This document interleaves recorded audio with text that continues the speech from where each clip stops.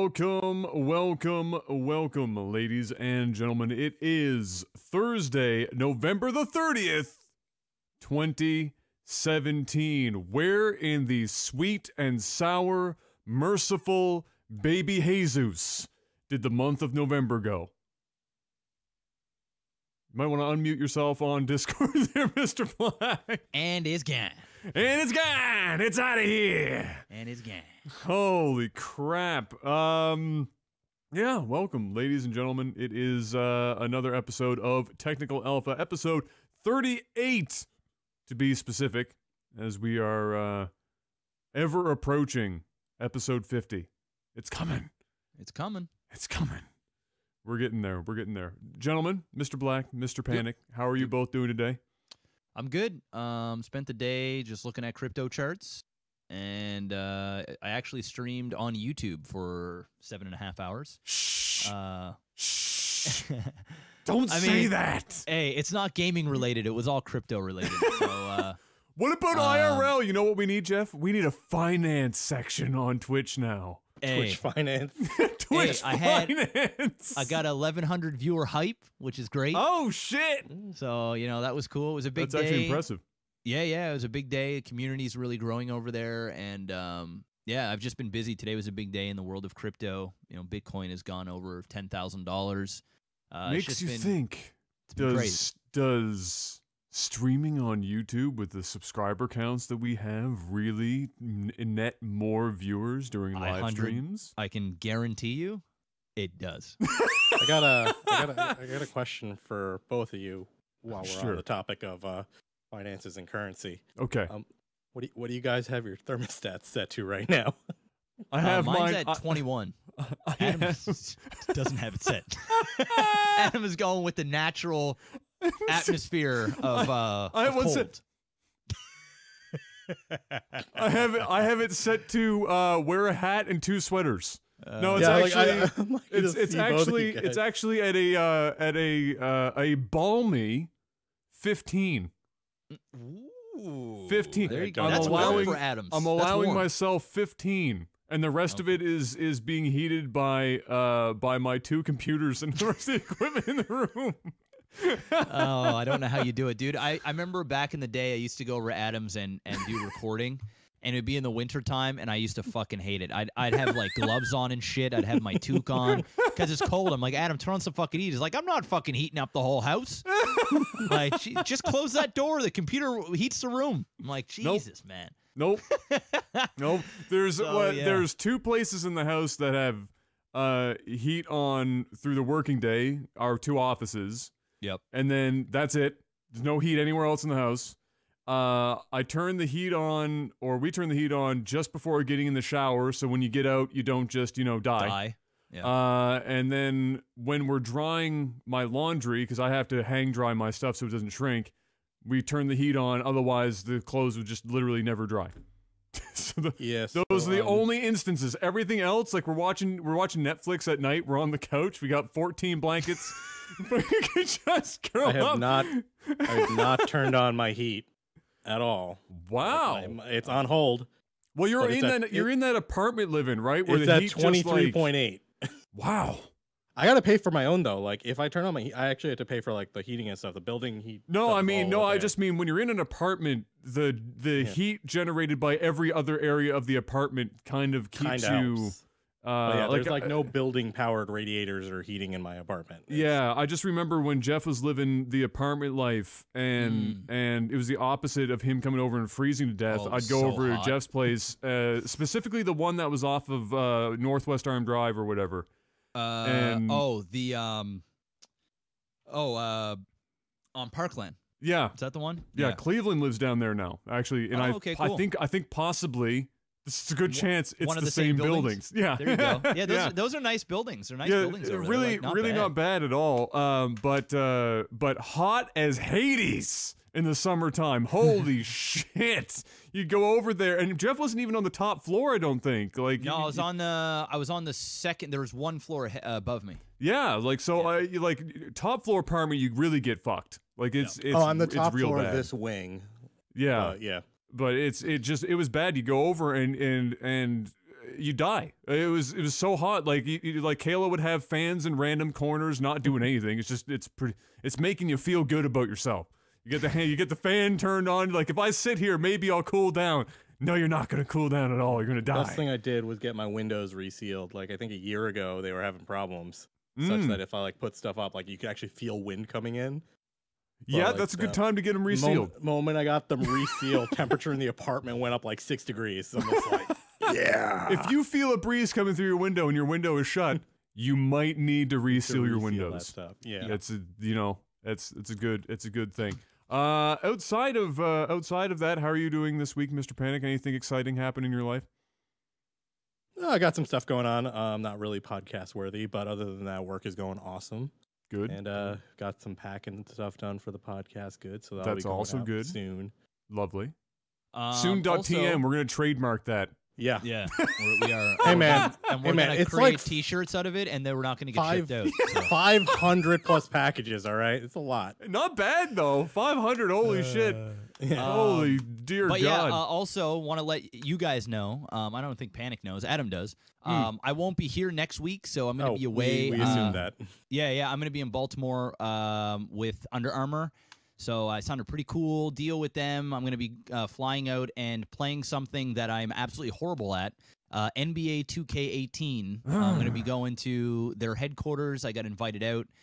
We're just going to have some fun. It's going to be live stream, so you guys will still be able to see me. I don't know what stream that's going to be on, but I'll be away for 4 days, essentially like 4 days of travel. So I would say like 5 days I'm pretty much going to be MIA because you need a day to travel, essentially. So is The Rock going to be bench pressing you while wearing Under Armour? I hope so, man. I hope so. They did ask for all my sizes, so maybe I'm gonna get some free swag. You guys know me. I'm always wearing Under Armour anyway. So when I got the email saying, "Do you want to come out?" I was like, yes, I do actually. That's like the Clarks, my aunt and uncle, my cousins. I'm pretty sure 85 to 90% of John's wardrobe is Under Armour. Yeah, mine is too. I would say 70% is okay. So 70% is Under Armour. Then I would say the other half is Lacoste. Oh my so God. I would say 20% is Lacoste, and then 10% is Hugo Boss. That's it. You guys have not seen a Jeff shopping trip until you've sat for maybe about an hour and a half in a Lacoste while Jeff just looks at different colored shirts. And then immediately after walks over to Hugo Boss and starts looking around at stuff. What shade of pastel do I want today? Dude, I have V-neck tees. I think I have every color. Dude, I have colors that I don't even know the name of the colors. I'm like looking at it and go, is that a fucking pink or is that a mustard? What is this? I don't even know. Jeff, I have good news for you. The next time you come to New York, we don't have to go all the way up to like Columbus Circle or wherever we went last time. Literally, like every day when I go to work, like the 2-block walk I have, there's a Hugo Boss, a Lacoste, and all the other wonderful places you want to go to. You know, the only piece of Hugo Boss I actually own was from when I was, I want to say, 15, 16 years old. And when my dad's sister and her husband, so that aunt and uncle, still lived here, and they lived at Glen Arbor. And every year for my birthday, they'd take me for 18 holes at Glen Arbor. And shout-outs to Glen Arbor for probably being... well, there's one that's got put in recently that's a better golf course than Glen Arbor. But at the time, Glen Arbor was the golf course in Nova Scotia. That's where the PGA would go. And so it was this big event. It was so friggin' jacked every time. But the first time I went, I just went and I had the typical... golf stuff. I had my polo. I had like my regular shorts on. Nothing fancy. I had golf cleats, soft cleats, because people, they're salty if you got hard cleats. They don't want you tearing everything up. I got there, and this old, and I mean old, like 1 foot in the grave type shit. Dude comes up. He's got his clipboard. He's the guy that says, in 45 seconds your ass needs to be on that fucking first tee. Or you're you're put back in the line. You gotta wait for like another hour before you go.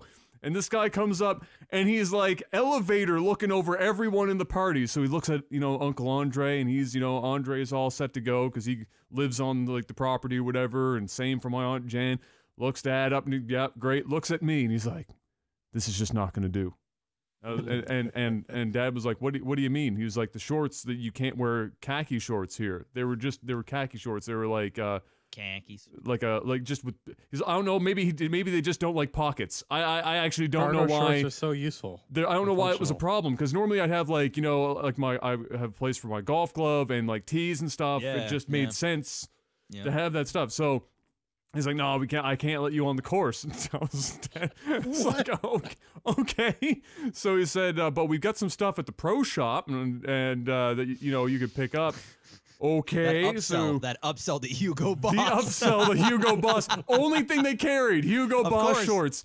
Every pair, $80 for a pair of shorts. Only? Fuck. Only? $80. Dude, that's a That's steal. a discount. Yeah, that's a steal, man. $80. Well, they were like, and they were some short shorts too. So I get these dick on. Was hanging out from the side. Well, if I had a big dick, maybe, but not me. His no, balls were not drooping. me. His balls maybe, were drooping. yeah, My my left hangs a little lower than the right. You know, if I went down for maybe picking the green up, just fixing it up, I might have slipped one. It might have happened. Might have happened. We had $80 for a pair of shorts, and then they were like, okay, now you're allowed to golf.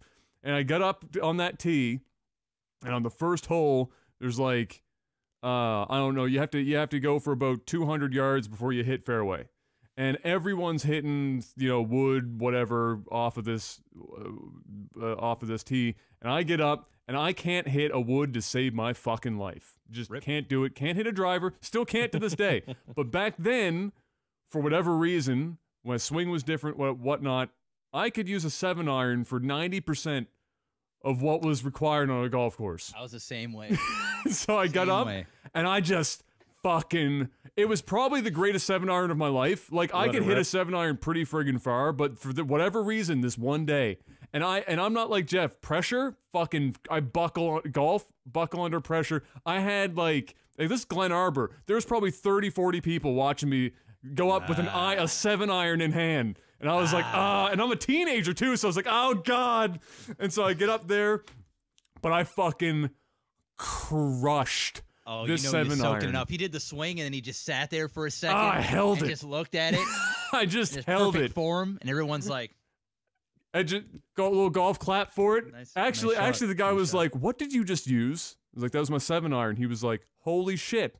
I would have said that was my 9. I hit it like 200. I hit it like 225, 230 yard 7-iron, and the guy was like, "What the fuck is that?" And then I went up and I stick handled the whole fucking ball. Like got like a 15 on the hole. It didn't matter. It was whatever. But it was an experience. Adam's not really a short game kind of person. No. And when you're like Jeff and I, and you grow up playing on like the Rock and Country Club greens, and then you go to Glen Arbor, and it's like glass, and you go up and you're like, oh, this is a 15-foot putt. I should probably hit this bad boy pretty hard, and you're on like the next fucking fairway.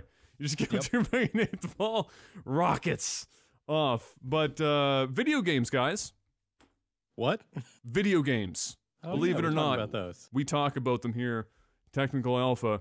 Destiny 2, just everybody seems to be having, if you're a publisher like above indie status right now, you just can't seem to breathe without some shit going down. Can we start on like a high positive note before we talk about the shit show that is gaming in this week? Absolutely. What do you got? You already know what's going on, but this is like childhood retro-y thing, but for those of you guys who are like the 80s and 90s kids, Jazz Jackrabbit, both collections are up on GOG.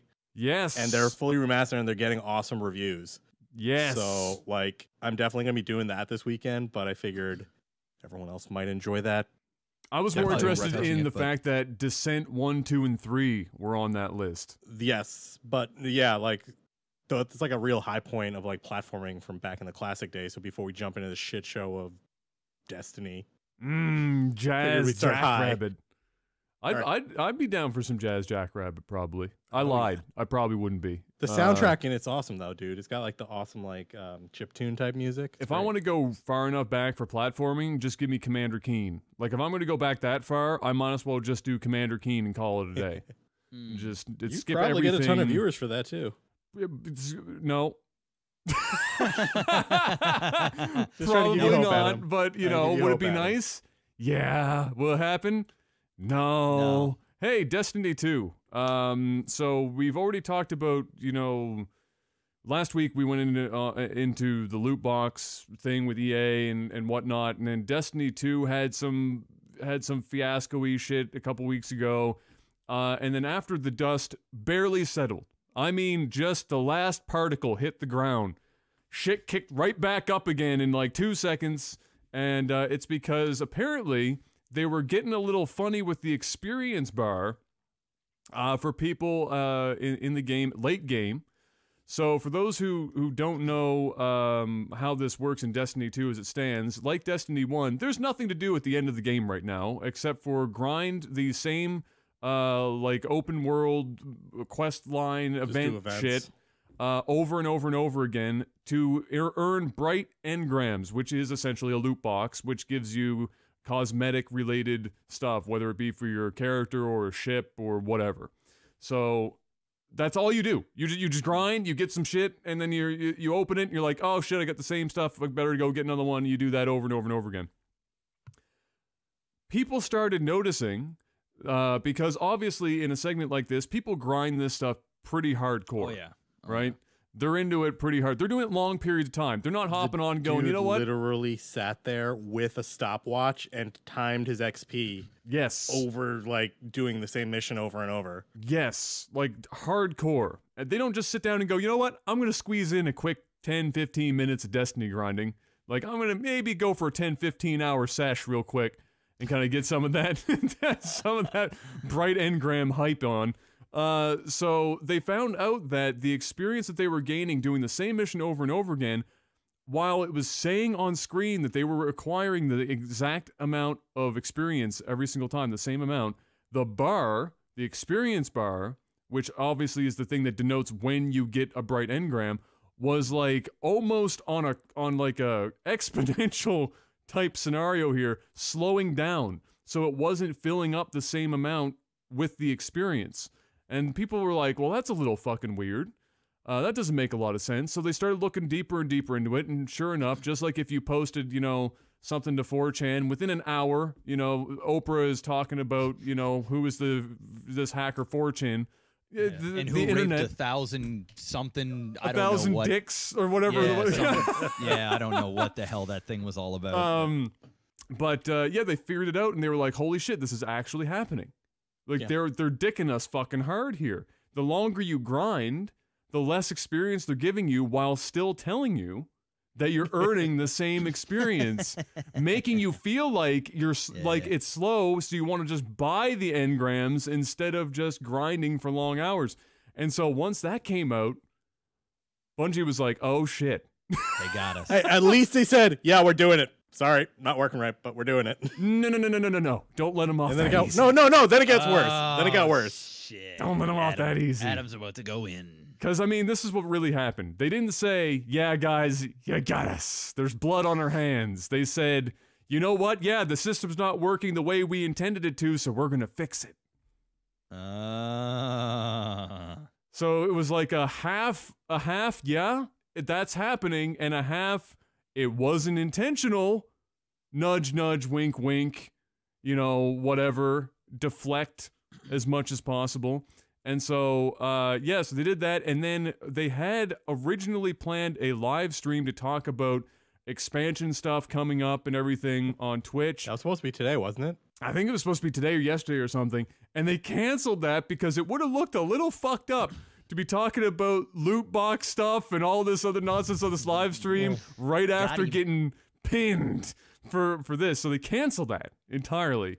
And then they decided to have like a QA or an AMA session thing of some kind. And then they put like a blog thing out. Yeah, and then they wrote a blog. And kind of talked a little bit about it. You know, not really doing a great job of convincing anyone of anything other than the fact that they got caught with their pants down. The only thing they really explained and acknowledged well is that we suck at communicating. We'll try harder. Even though they like wrote all this other stuff, everyone's like, "Yeah, you guys suck." They're like, "Yeah, we do." You know, and everyone's like, "We accept that part." If there's one thing that I'm realizing now, and I think a lot of these companies or publishers are realizing, is it's almost fun now to the community to try and find ways that companies are fucking them. So it's like a new game, and I think it's good for the. It's a good game. Yeah, I think it's good for the space in general because it is keeping these publishers honest. It is revealing the things that before were overlooked. Before people just accepted long grinds and accepted pay to win type shit. They just did it because it was. But now, since there's more and more of it, and they've become more and more greedy, and they're milking every little thing, people are going, wait a second here. Burn me once, shame on me. Burn me twice, shame on me again. Burn me 3 times, I'm going to put you on Reddit and put you on the stake. And so now it is to the point where people are they're just not letting anybody get away with anything. So if anything, I can see these companies now, and it's the heavy hitters getting caught here. Yeah. These aren't small ass these companies. Aren't indies. No. These are the goats. Like these are the guys that are dictating the entire market, and they're setting up a standard, and all of this pay to win stuff, and all of these behind fake XP things and just grind time to get you make sure you're playing, which it's okay, but it's the way that they're doing it that is shady as shit. And what's great about this is now all of these companies are going to be walking on eggshells, and most certainly Destiny, Star Wars, all of them. Now when they come out with the next title, now when they come out with the next patch and they think about the next thing, they're either going to have to be really transparent, or they're going to have to axe out all of the shady underlining garbage and get back to playing games the way that they should be. They got to add like a role or something, like some director level role in these studios to be like, you know what? You guys all go build the game. My one job here is to think about it like a player and be like, hey, you know what? That's pretty fucked up. And you guys may not want to do that. Yep. Like, just like think about the optics. I know the director of marketing and all of that's supposed to do that shit, but they're all like got their heads up their asses in a bubble. They all know behind the scenes what they're doing, right? Yeah. They all know there's some fucking programmer there that is going, hey, you know what? I've got an idea. I can set up some sort of algorithm here, and it looks like you get this much XP, but we're really fucking them, and they have no idea, and they're just going to keep playing. And the guy up top is going, yes, oh, that's going to help our bottom line? Get that man a raise. No, I like that. You're making $200K a year? What was that? Now 280? Oh, okay. Why don't you write that code in there? And now people are figuring shit out. And it's good for us. It's bad for them. Yeah. It's good for us. Yeah, in related news, EA's stock price fell a little over 8% in just November. Which to any other company to lose almost 10% of your stock value in a month is absolutely catastrophic. But for That's EA, like CEO getting fired level bullshit. Yeah, but here's the thing. That same CEO who's basically the mastermind behind AAA title loot boxes to begin with has already on the year raised EA's stock price even after the 8% dip, like 35+%. Yeah. It's because of the FIFA stuff. And it's only because like if you took FIFA out of EA, they crumble. The whole company fucking dies. It's all in FIFA Ultimate Team. Yeah. There'd be no E anymore. It would just be A. Yeah, just be A. Arts. They'd be taking Arts. E in the A. And we all know what arts gets you in life. Nothing. So have fun. No, it's kind of crazy because what it shows is from a market standpoint how little the shareholders likely understand the gaming market, because all they see is the revenue come in. They're not looking at it's all growth. That's how the market they're not looking stuff. at what is driving the growth. They're just looking at the growth. And so to have your entire company that makes video games be 80% driven by not just a game, but a subsection mechanic of a game in your lineup, and if that one piece falls apart in any capacity, that growth that you're seeing that you don't understand the mechanics of behind, just fucking evaporates. And then you're left with a company that is hugely overvalued. So if you look at EA's stock price, and where it started and where it is now just in the last couple of years, I mean, it's one of the most overvalued companies in the industry, if not the most overvalued company in the industry from a stock market perspective. And if I owned EA stock right now, I would be damn hard pressed to not just press the sell button, like right now, before, with all this shit going on right now, with EA being at the core of it, the odds of them getting out of here without some shit severely going down, specifically the market looking, the FIFA guys seeing what's happening over here and seeing what they're doing with Battlefront and going, wait a minute, why are we still getting fucked? Yeah. Why don't we get some of that same attention? We're making your company right now. The FIFA guys are the only reason that you're buying a new fucking BMW and Mercedes every single year and you never drive it. That's us. We're the reason you have that. So why don't you give some of that to us? And then they have to make concessions eventually, because it will happen. Yeah. And then shit's going to go south. So, yeah, interesting times all around. But Bungie, that's some shady shit. That's something I would have thought in a million years I'd hear Bungie doing, because I still don't associate Bungie with that level of fuckery, because, you know, Bungie, well, you do now. But now I do. So, goodbye Bungie goodwill, I guess. You know, it thanks. Sucks because the whole mechanic, like the bright engram thing, it's mainly just cosmetic stuff that you, like, it's the end game part of it. I'm like, there's no real reason to not be transparent about that and just say, hey, you do the same thing over and over, you're going to get XP decay. Like, XP decay is like a standard thing. There's no real reason to hide it. Yeah, exactly. Like, it's in MMOs everywhere. You do the same quest over and over, it's going to give you diminishing returns. They, you know, all they had to do is just be like, yeah, you didn't get 27,000, you got 25 this time. More positive stuff. Yeah. Also for you, Mr. Panic, more than anyone else here. 2 Battletech games on the pipe or in the pipe for 2018.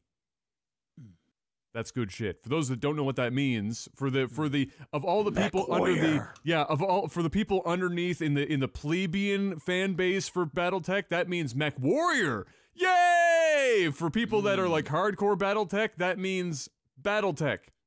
At a more strategy level, because they have like that top down strategy game for it that looks dope.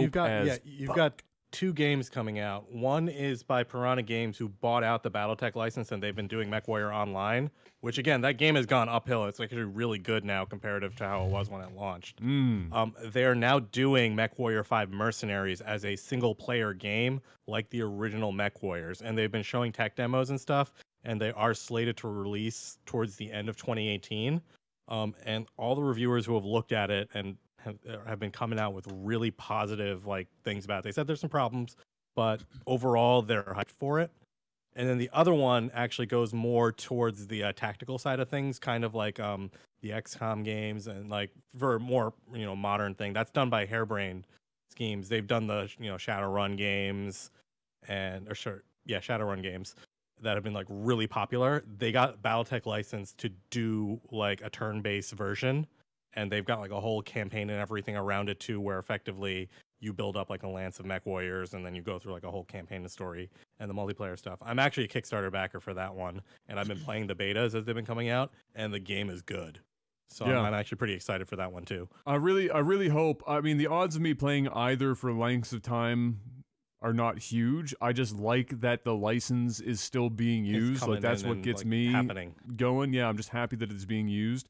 I saw the latest like 12-minute gameplay rip for Mercenaries, Mechwarrior 5 Mercenaries, and yeah, it's got a much better look to it than Mechwarrior Online does. It feels. They actually apparently have like they're like, for the Mercenaries game, they're building like a dynamic thing. So like every time you do a playthrough, like the mission generation will be different. There'll be like set pieces and stuff, but the progression is different. The tech you get, what you find. So like apparently they're like we want people to be able to replay it, but they're like not doing it in like a super gimmicky way. So I'm actually pretty excited about that. I just hope it just doesn't flat out suck so that they have the incentive to make more Mechwarrior in the future, because I just think it's such a cool game. It's unfortunately in a super niche area, because when you, even back in the day before we had the ability to get way fancier with controls and stuff, and the amount of mechanics you could cram into a game like we have now, they were still mechanically intensive games. And it's, you know, people, when they look at it, they might want to, like, a lot of people played Mech Assault on the Xbox. Jeff, did you play Mech Assault on the Xbox? I did. Yeah, just very briefly. I actually own it. I play it on Xbox Live as well. Yeah. So they were really good games too, and they were fun. But they were more of the casual controlling. Like it wasn't a true tank controlled kind of game. And so when people sometimes go, there it is right there, Mech Assault. I played a lot of this game actually. So did I. Quite a bit of it. Yeah. Very good game. But when people go from that into a true Mechwarrior game, it's kind of like you're like getting thrown under the bus, because it's so much more intricate. Okay. I'm sorry. I just opened up this game, okay? Okay. So inside, it's not Mechwarrior. Is a Skyrim is a damn Skyrim and no disc for Xbox 360, and the discs in here is The Who. What? You got wrecked. And Lost Planet for the Xbox 360. Okay, well, so you don't have There's nothing Mechwarrior here except for the box. No. Well, you know, an effort was made. I'm gonna find that guy. Not a bad album though, so I guess, you know, positive spin to that. But yeah, so that's happening. We're getting 2 of those games. I'm actually more intrigued with the top down than I am with Five Mercenaries. It's a good game actually, and I hope they both do well, because I just want to see more Mechwarrior. With that one, they have the multiplayer aspect, so you can play against each other. But they're actually they're doing something interesting. They actually got authorization from who I forget who owns the license for Battletech, but they're allowed to create new lore. Really? As long as they are not using it in existing like areas of space. Okay. In timeline. So effectively, they're just like, hey, if you want, you can create new lore. So effectively, what Harebrained is doing is they've created like an entire set of new characters and lore from like a slightly earlier time frame in like an area of space. And they said before like the year 3060. This is like really nebulous stuff, so they're allowed to like create all this stuff. So effectively, they're doing like a new Mechwarrior storyline. So this is pre-clan. Yeah, this is pre-clan. Okay. Because they said it's a grittier time frame, so they want to like build out kind of like a whole like you're starting off and you're building an entire lance. Well, that's cool too. Yeah. I'm down for that. I mean, that's like some Star Wars Knights of the Old Republic type shit, where you're just going back before everything that everyone else knows. They wanted the mechs to be more weighty. If your characters die, they die. Oh, so it's kind of got like a whatchamacallit, RNG the game, aspect, but not a lot. RNG the game, friggin' Hearthstone? Not Hearthstone. 99% chance of hitting a shot and you missed it. XCOM. XCOM. That's where I'm going for. XCOM. Had a brain fart there, but yeah. So those 2 things, completely unrelated. But last night I'm laying in bed. Nothing triggered this at all. On Twitter, doing my usual thing, seeing the same 50 posts over and over again, because Twitter's a shit fucking social media platform, and it's the worst deliverable of any platform possibly since Facebook changed their algorithms. And it just popped in my head. I was like, wait a minute. Can you change the sound that your computer makes when it starts up and shuts down like I used to do way back in the day, like Windows 95? Our startup sounds even relevant today, though. And I was like, oh, I wonder if I can do that. And I looked it up, and you can. It's not that hard. For some reason, in Windows 10, they disabled it showing up in the Windows sounds. You just go into your regedit and turn them back on, and then you can make it whatever the fuck you want. And you know what it is? It is the startup sequence for the Mechwarrior 2 mechs. Oh, you Reactor online, weapons online, systems online. Or no, wait, engines online, all systems nominal or whatever. Oh God, it sounds good. Mechwarrior. That's actually pretty cool to have on a boot up. Yeah, it's fire. And then when I go to shut down, it says shutdown sequence initiated. Also from Mechwarrior 2. I thought it was cool when you said it, but then I like sat and I'm like, I don't really care about startup sounds. My computer boots in like 4 seconds, so. Well, it's just but I feel it's the noise, right? Yeah, it's the noise. You start out. You how you start your day. Like when you spend the entire day on the computer, you want to start it off feeling with a smile or just like badass or just to sound good. I have studio monitors coming, so now when I turn it on, that'll be pretty hardcore. Did I not tell you about this? Did I not tell you about this? Equipment. I'm good. So I'm getting in an attempt to free up more space, I'm gonna downsize these 2 monitors on the side, and I'm just gonna have one more monitor above. So I just have 2 monitors instead of 3. So it's just gonna be one. I'm just gonna move one monitor to be above my main monitor, so I can save the sides of my desk. And then Massdrop put on a friggin' crazy sale on JBL LSR 305s. And they're good monitors. I just can't. They are like them. The primo shit for monitors. In Canada, one speaker is like $225. Massdrop had it for $275 for the pair. In US, I was like, done. Not bad. JPEG. Hook me up. $275 for a pair of friggin' LSR 305s. Yes, please. And I have this, obviously, my new interface, which has more outputs, so I'll just plug them into that. And the monitor outputs. Done. Done. Sweet. So, yeah, because I thought about it because I was like, man, I actually have room for speakers for the first time ever because I won't have 3 monitors. I'll just have 2. And so, yeah, they're on their way. So now when I boot up the computer, I'm going to hear that. Oh, it's going to be good. It's one of my favorite video game noises, to say the least. It definitely is up there. We already talked about EA being we didn't talk too much about it. Just as EA is killing me, bro. Don't worry. Here's like 3 sentences. Here's the long short of it. EA comes back and says, "Hey guys, we're still totally going to bring back microtransactions because people don't want Darth Vader to be in different colors." Is essentially what they're saying. Nobody wants a white or a pink Darth Vader. And so they said, so we're going to bring back the microtransactions. I'll be honest, I really don't want a white or a pink Darth Vader either, so, Yeah, but does it really, but if somebody else did, would it really fucking bother you that much? Like is that the argument that you're going to use to bring back microtransactions like they're using them? Like, really? No, That's the one. I mean, yeah. They said we want progression-based microtransactions is pretty much what they said. Yeah, pretty much. 10 if you don't know what Tencent is, look them up. You'll be surprised if you don't know about them because Tencent's one of the biggest companies on the planet. A Chinese company that controls damn near everything and buys up whatever the shit they want to buy up.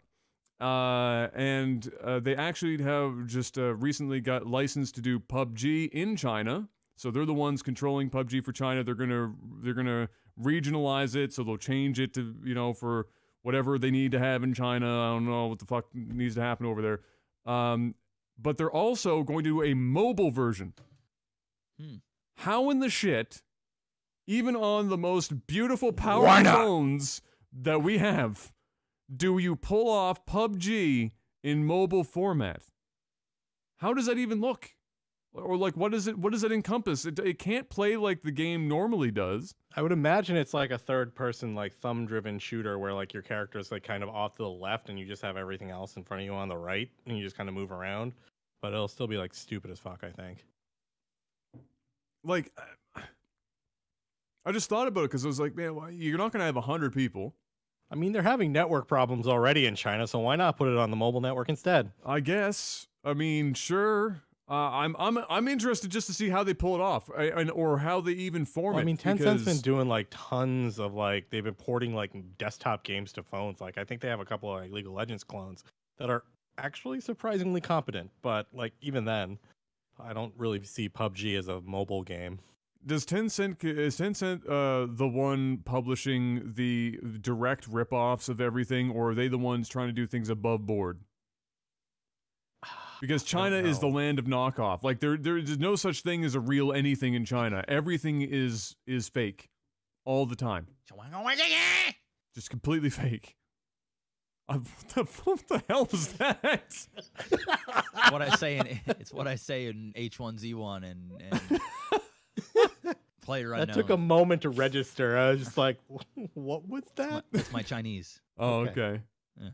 It's not bad. Didn't you have that chick teach you like one random string of Mandarin? Like half of it's cursing. Yeah, I don't know what it is. They're trying to become above board. Just from what I'm reading, they pretty much own like 10% of Elite Dangerous. They bought out Planet Coaster and stuff, and they've been bringing back like the Roller Coaster Tycoon stuff. So they've been picking up bigger name things and then like taking that experience to kind of like move up all of their other platforms. So, yeah, very, very large company. yes. Like ridiculously large. They're worth a ridiculous amount of money. I didn't see what happens. I didn't even know about them until a few years ago, and then when I heard about them, I had the same reaction when I looked them up and I saw how big they are, and I was like, "Holy shit! This company is massive, like absolutely huge." 151 billion.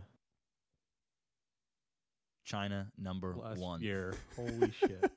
Like, hey, you know what? I feel like owning Twitch in China, so I think I'm gonna buy Twitch real quick and put it in China and put it on the phone. Speaking of Twitch, thanks for that segue. Thank you for that easy segue. Was it last week we talked a little bit about Twitch's oddities? Did we talk about that on the podcast? I think we do that briefly every week, but yes, we did talk about it last week. Yeah, so it came to a head. It kind of came to a head in like in a roundabout way. So there was a conversation that I saw Panic involved with on Twitter with somebody, I won't mention their name, but somebody else at the time, who was an ex-employee at Twitch, saying that, you know, they're just commenting on the rapid admin changes at Twitch and how he can't recognize. So just to put it in perspective, he did a bunch of stuff outside of Twitch before he went into Twitch, and then he still does a bunch of stuff outside. He's probably like one of the most stand-up guys I know.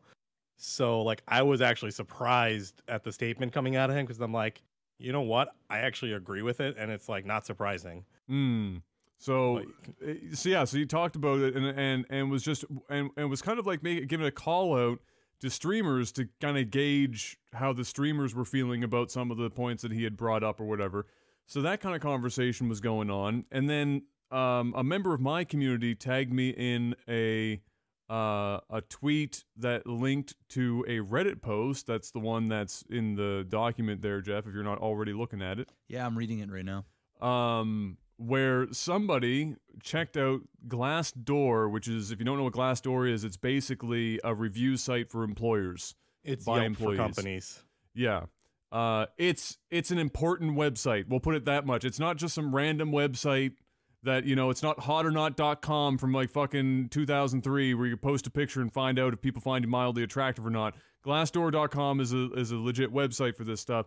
And he went on looking, and I think if you have an account, you can actually track websites to see as reviews come in. So, like if you're looking for a potential employer, the way it works is if you want to review your employer, you actually have to like register, and then you write a review, and then they'll vet it and put it up. But they pretty much go over all sorts of things, from like average salary to like rating companies from like culture, difficulty, challenges, like how is management. Like it's very well done. Like I actually, whenever I've been doing job searches or market research, I go to Glassdoor as like my first place to just get a bunch of initial info. Yeah. So this person goes there, I guess, spurred by something, just interested in this current state of Twitch. Because even if you're just a regular viewer, you're not a streamer, you're not an employee, you're just a person that watches a lot of Twitch. Even people at that level are likely to have taken note to Twitch's odd behavior, not just mechanically, but just the odd behavior over the course of the last, we'll call it, year and a half, bordering 2 years. And it's not been a particularly positive trend in a lot of areas. Yes, good things have happened, but the trend has not been particularly positive. Even if you just looked at, if you're like me and you follow a lot of streamers or my timeline, obviously, because my profession, you get a lot of this stuff, but you get the general sentiment going around or sentiment, I should say, not sediment. This is not geology. Going around on how people are just feeling about everything at any given time in regards to Twitch, and it's not been great.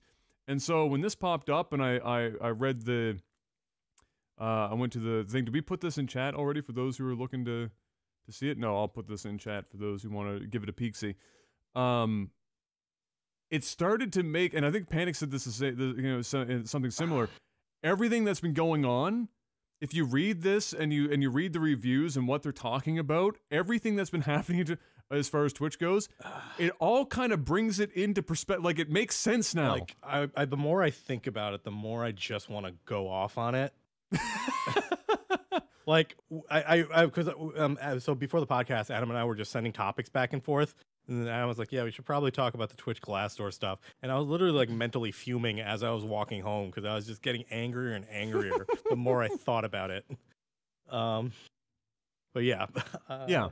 I'll let you guys talk about it first. It's, I mean, I'm not necessarily, I mean, I don't work for them directly, so it's not like I'm upset about it. But what I will say, like I just mentioned, when I went and I read as many of the reviews as I could on the page as well. If you go through the comments in that thread, there are people that are using burn accounts on Reddit, that are also employees, that are adding to the general thing, one of which was directly working with HR. He wrote a book. Oh my God. There, if you read that of what's going on, and none of it is going to, I'm going to tell you this right now, nothing is likely to surprise anyone if you know this industry even a little bit. Like, you just get a little taste, and you've heard us talk about the culture in here when we talked about, like, for example, TwitchCon and whatnot, and Jeff was mentioning the culture of just like the parties and how they kind of segment that stuff and the haves and the have-nots, and apparently that's how they run the company too. Yeah, apparently that's just how the company is also run, despite the fact it's a multi-billion-dollar company. It's run like it's a high school, and it's and it's not only that, but for those who understand or have worked in companies of similar sizes, there seems to be a lot of silos, which is not a positive word 80% of the time in businesses, unless it's intentionally done for very specific reasons. And which also is a lot of management structuring oddities. Yeah. Now, yeah. Just to kind of put it in perspective, I want to go a little bit on this. You guys can interrupt me as going. Absolutely. So, my experience in general is very different from Adam and Jeff's. They're streamers and they work with Twitch. I've worked with stuff at Twitch and stuff, but I am like full on. I'm a corporate guy. I worked at small companies. I worked at large companies. I've got family people who've like built startups from scratch and then sold them for millions of dollars. You know, I have a lot of friends, and my network is literally like management consultants and stuff who do all this stuff for different companies. And I myself have been doing like hardcore development, engineering, production, systems for many large companies. Right now, I'm at a very large multinational company. So reading this stuff and seeing how it's all like the management structure, how projects are happening, how the engineering team is doing stuff, it all of a sudden it was like, when something's a little blurry and you're getting an eye exam and they like move the little glass down, you're like, number one? Yeah, now everything number fucking one or number two. And it's like number everything one? friggin' makes sense or now. Like, and it actually just really pissed me off because I was like, Twitch is like number one in their space right now. By miles. By miles, right? They had the Amazon acquisition. They made tons of money from it. And it was one of the largest opportunities to just run with it.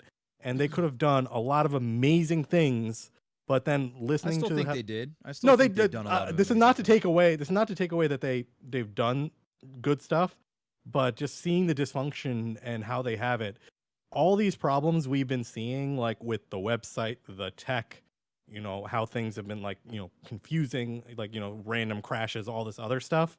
It all makes sense when you see how the management structure is. And effectively, it's not unique to Twitch. It happens at a lot of places. They have like a startup mentality where, we're going to disrupt something and, we're going to build something, and for small companies, that works really well. And Twitch killed it with that, right? But then they grew to like the massive valuation with the Amazon acquisition and stuff. But the problem is they still have that small startup mentality with the we want to disrupt things, but it's gotten to the point where they're disrupting themselves while they're doing things. Like some of the engineering practices I was reading about physically pained me because I'm like, these are things that like any competent engineer knows you have to have in order to deliver like a world-class product with world-class reliability. And that's the problem. Twitch needs to have that level of service now, and they're nowhere near that, especially when you see the kind of problems they've been having.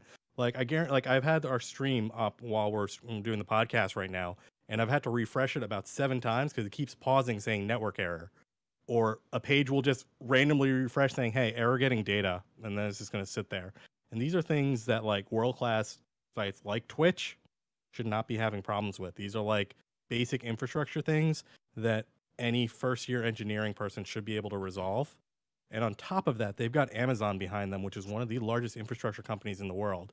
And from what a lot of this cultural stuff has been saying at the company is that the Twitch and Amazon merger has not been going well. It's like they have 2 separate companies like going in completely different directions internally, which is a huge problem. I thought that was the plan from the start anyway. I thought that when the acquisition happened, that Twitch was still going to operate on its own.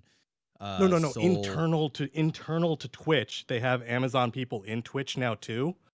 Like they have a CEO, like they have a standing. So they have Emmett, right, on Twitch's side, and then they have a standing CEO of the Amazon product within Twitch, and part it's like a segment all the way down. Yeah, like it's siloed the whole way down. So you have a huge section of internal to Twitch, not Amazon, but internal to Twitch, answering to Emmett, and then you have another silo that's going up the line to Twitch, going into Amazon, up the line into an Amazon guy, and they're obviously completely competing product ideas, which explains why we have such a random assortment of features that just pop up out of fucking nowhere. And on the other side, again, when Twitch was a startup, Emmett running everything made sense. It was a smaller company, but now apparently Emmett is running all the C-level positions more or less. I was going to say, every C that exists, and even the ones that just got made up randomly in the last couple of years, Emmett has got underneath his name at this company. He's the C for everything. Emmett's a smart guy. I've spoken to him a couple of times. He's always been great when I've talked to him. But there ain't nobody on this planet who is smart enough to run all the C-level functions of a billion-dollar company. Yeah, on a billion-dollar company. It's just not physically possible. It's just not possible. So it all just it makes was sense now. A super interesting look internally, to the website where Jeff and I make the majority of our living, and interesting in that we're living in very interesting times, right, for this industry, because it goes to show that that in this industry, and others as well, but in this industry, it just seems to be more the case where once you've hit critical mass, it takes an awful lot to take you down. Yep. Like an awful lot to take the legs out from underneath of you, because the amount of money being generated by Twitch is staggering. Absolutely staggering.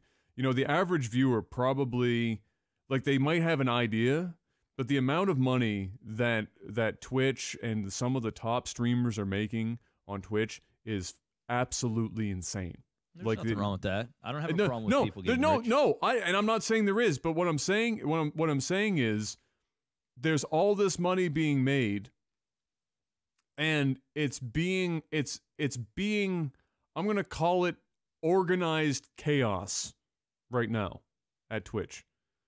Barely organized chaos. And no, it's not even organized. Well, yeah, that's it's guys. It's I mean, chaos. okay, I'm gonna play devil's advocate here.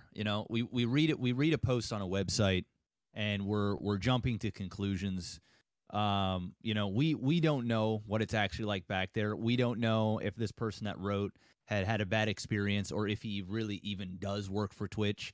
He or she. We don't know. No, we're talking. The guy on Twitter was a guy that worked for Twitch. Panic knows. The guy who did the post on Reddit doesn't work for one way or another. Twitch. We don't work there. You know, some guy writes something on the internet.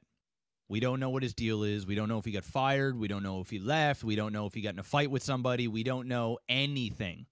So, you know, of course, that doesn't mean we have to disregard what information that we get, but it most certainly doesn't mean that we sit here and we jump to conclusions on how things are ran. Now, it is safe to say that they do have their problems. I mean, it's evident. We see it on a daily basis on Twitch. But at the end of the day, you know, we are in an atmosphere and we are in an industry that are ran by young people. And a lot of those young people are fresh out of college or university or neither, or is a friend of a friend, manages to get their foot in the door. And, you know, it is an old boys club. You know, it is an environment where it's who you know, it's how long you've been in the game. And, that's just the way it is. You know, whose back you're scratching.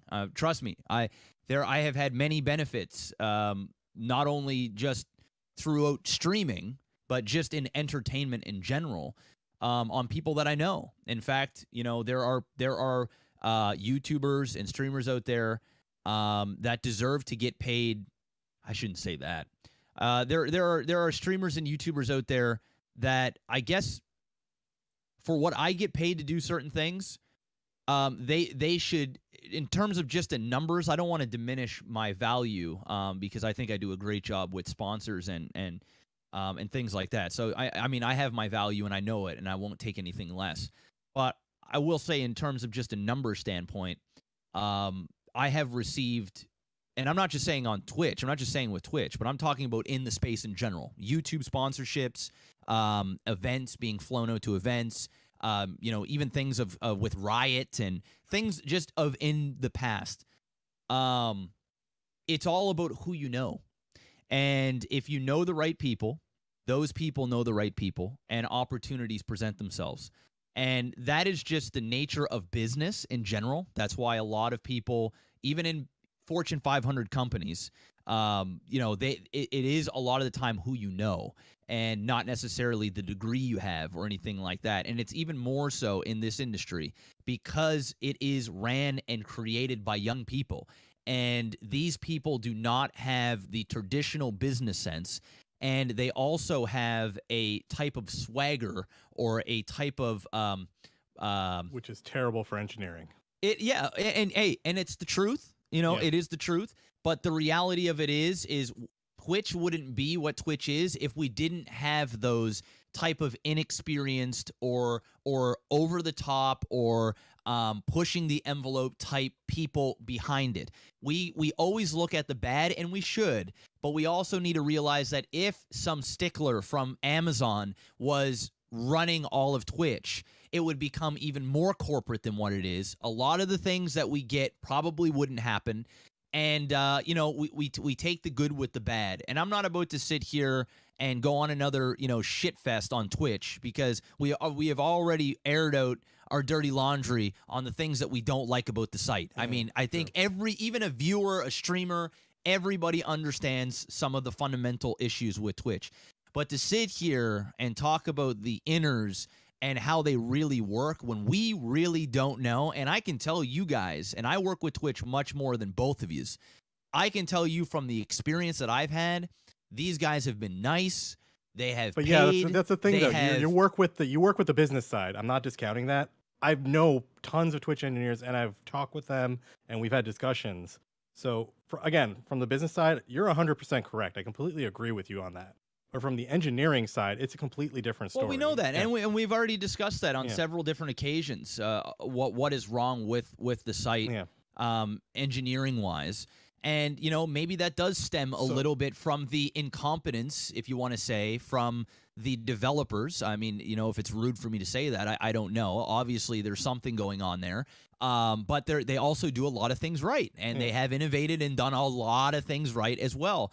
So you know, it does make sense that maybe there are two powers that be that are butting heads. I wouldn't say incompetent. It's probably more stubbornness than anything. Like there you go, like, and that's what I was getting at, where people are butting heads, and maybe Emmett is saying, hey, it's my baby, I'm gonna run it this way, and maybe somebody at Amazon is saying, hey, we bought you, you're going to do what we want, or we don't know, and that might not even be the case. It really might not be the case. But at the end of the day, you know, there's a lot of shit that is posted up in here, and you know, in terms of like people hooking up and stuff at work, I don't necessarily buy into all that stuff. You get a whole bunch of young people together, and things happen. It's like that at any workplace. When I was a server, you know, people would be, you know, screwing around or dating coworkers. And when you're in an industry where young people are the bosses, there's a lot of money thrown around. There's a lot of egos, you know. Listen, there's a lot of egos in this industry. And there's a lot of great people that are super down to earth and are the complete opposite. But do I believe that it's like a fucking, you know, a fraternity, like a frat house, and people are fucking all over the place? I mean, I don't believe any of that shit. I think that's all FUD. And I'm not buying it for a second. But for sure, I can see from the issues up in the front that there probably is some heads butting somewhere in there, and maybe even the employees don't know exactly who to, you know, bring issues to or get answers from or whatever. But once again, this is speculation from a post on a glass, you know, whatever. Well, no, effectively the main reason why Adam brought this up also is from Glassdoor. It's aggregated from like tons of people from last year to this year. Like the aggregate ratings for Twitch pretty much tanked. Like Twitch last year, everyone was like, Twitch is awesome. All the people working there was like great. And then to this year, it's like a lot of people have left. A lot of people have actually gone because they're sick of the kind of, and things have been going downhill. So their ratings have been kind of tanking. And a lot of like engineering people who have been wanting to go to Twitch are kind of just like, I don't know if I necessarily want to go there anymore. So they're running into a problem where they're going to lose like the senior brain people who want to like actually do engineering and stuff, because they're going to be like, I don't necessarily want to go work there if it's so difficult and complicated. I mean, at the end of the day, having been a streamer and knowing and having conversations with all manner of people that have been at the startup of this shit, just like Machinima, Adam, same deal we went through with them. Yeah, but it's the whole industry. And I know we like to casually talk about how it's the old boys club and we've always talked about it. Well, I'm gonna keep fucking talking about it until some shit fucking changes, because if we don't talk about it, then nothing, like anything else, is never gonna fucking change. The problem is Twitch, like Machinima, like TGS, like anyone that we've literally ever interacted with in this industry since we started in 2010, it's nepotism. The whole fucking lot of it is nepotism. It is friends hiring other friends, whether or not they're actually like fucking skilled enough at the task in which they're being placed in part of. Many people being hired to fill a role that they never actually do anything for. They're just kind of there, wandering the halls, getting paid whatever because they're a friend of somebody. And like you said, it's because this is a young industry. But here's the thing, though, too. I want to hang out with my friends at work. Here's the thing now, too. It's a young industry, but young is starting to get stretched now, because it was young for sure when we started this all back in 2010.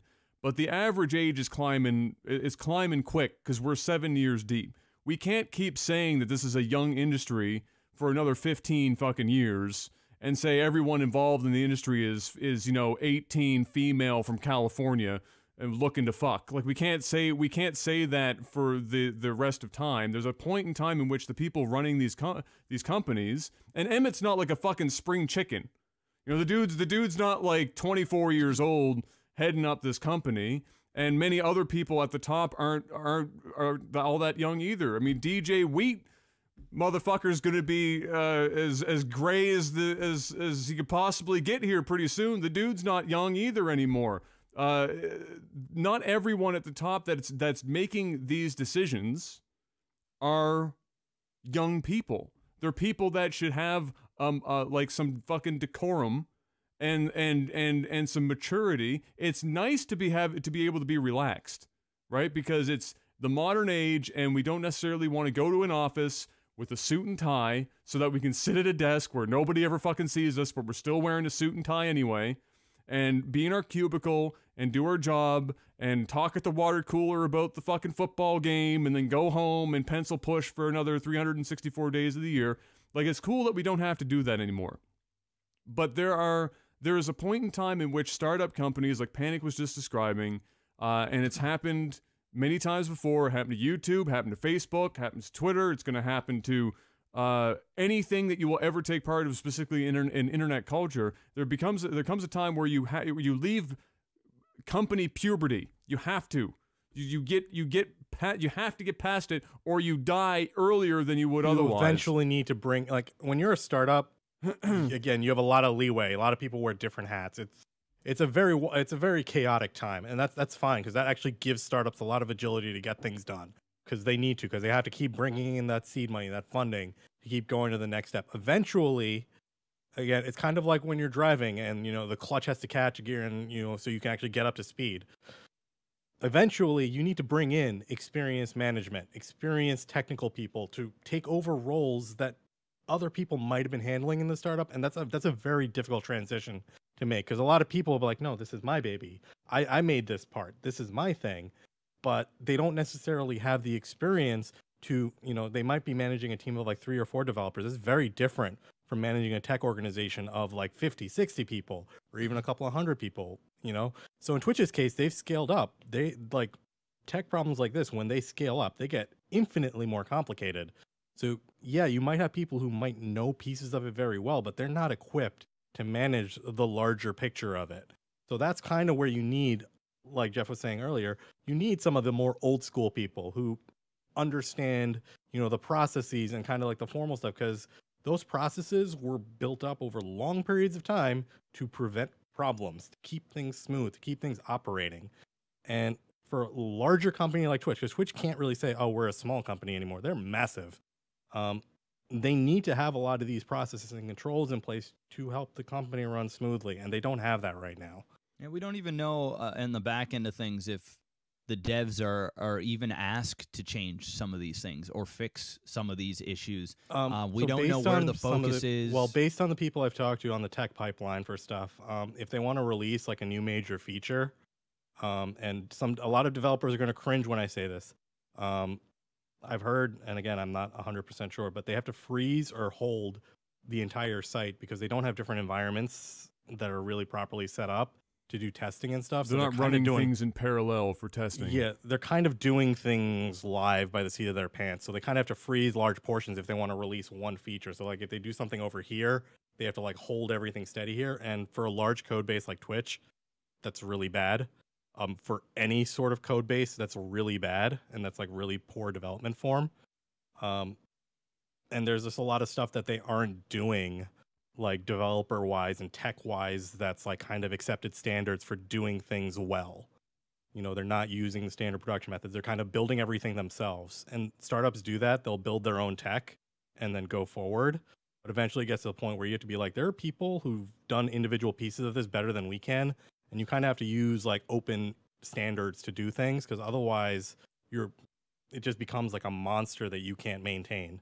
And tons of companies have had this problem. 2 companies ago when I was working for another trading software company, their software was ancient, from like 20, 30 years old, impossible to maintain. So like, you know, you're seeing a lot of the larger companies now, they're trying to standardize and do all these, you know, special things, but Twitch is actually still maintaining, we're going to do everything ourselves, and that's been causing them a lot of problems.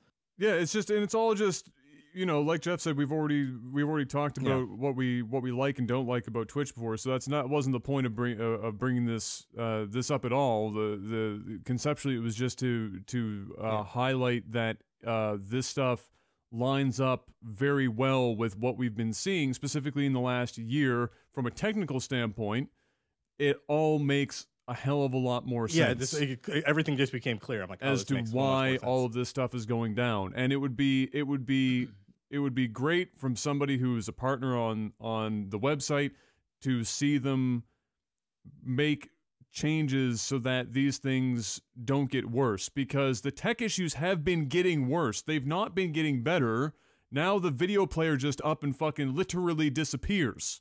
Like, we've gone from some buffering issues to worse buffering issues to black screens to now the video player just up and fucking disappears entirely. There's definitely some problems for sure. So like it just like things have just kind of been getting, but the scarier thing is that they keep adding features.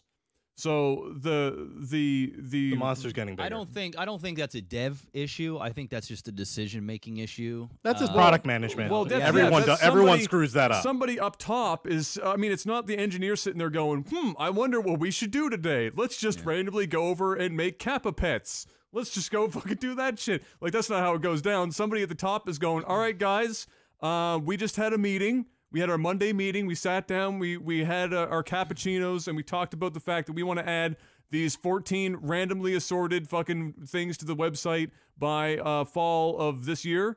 Have fun. And then the engineers have to make that actually happen. But they don't get to go, hey, that's a bad idea. Yeah, the premise of that's actually called tech debt. It's like it's a pretty common thing that we have. Like my company that I work at right now, we have tons of tech debt. It's effectively saying, oh, we need to do a bunch of things in some time frame. We're gonna have to cut some corners to kind of make them all fit in and work. So we'll go back and clean it up later. That go back and clean it up later, is some element of work that has to be done. And usually what'll happen, and it happens everywhere, not just Twitch. It's just a fact of life.